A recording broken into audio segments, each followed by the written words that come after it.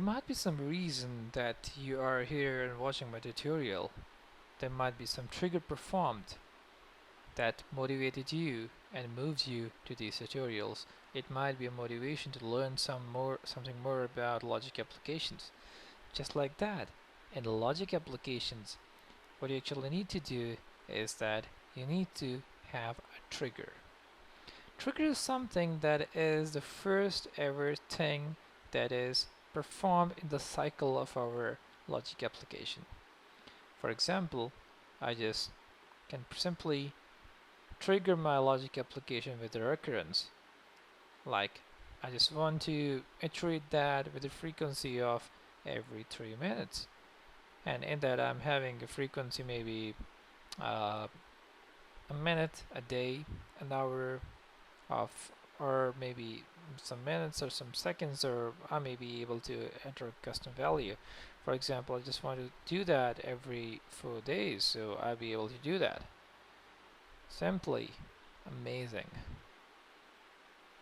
Simply I will simply delete that, say OK, and let's say I just want to do something really amazing, and I just want that I don't need any trigger or any recurrence or any event to happen. What I want to do is that I just want to get a URL where I can post some data, and as I post some data, the trigger should be performed.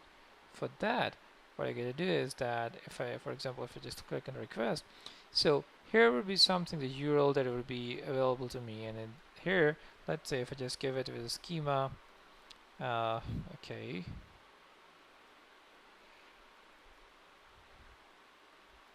and let's say message colon any string, and there you go. So kind of JSON schema, and I can just post it here with this kind of body, and JSON schema matches, so it will trigger our logic application. And URL will be generated once I press save here, but right now I'm not going to do that. I'm going to simply delete this, and we are going to see some more triggers. For example, here's something really amazing, that Facebook thing. When there is a new post on my timeline, for example, if I just want to connect my Facebook with Twitter rather than connecting my Twitter with Facebook, I don't have much of the options here.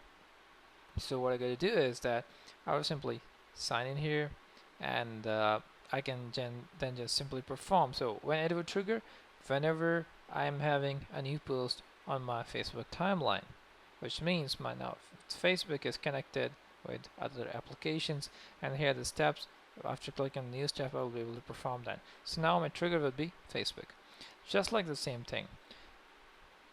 There are a lot of triggers that are available out of the box, and we can just use them to trigger our logic application.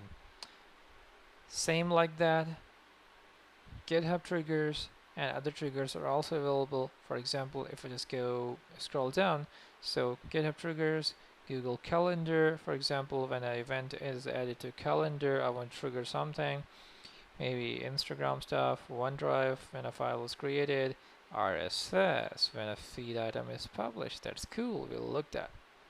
And SharePoint, and then Smart Sheets, Trello. Then Twitter, Visual Studio Team Services, and a lot more. And for example, if I just want to learn more, so the rental list, Yammer, and YouTube, where when a new video matches search and kind of stuff, okay, whatsoever is that. So these are the triggers, and you'll be now having enough idea what triggers are, and in next video we will just simply explore the code view, and we will start with one of the triggers.